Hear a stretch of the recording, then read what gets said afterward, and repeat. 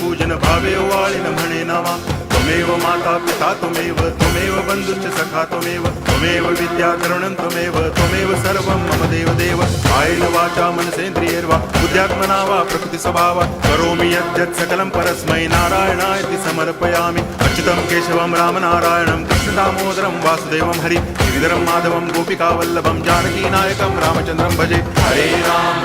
Ram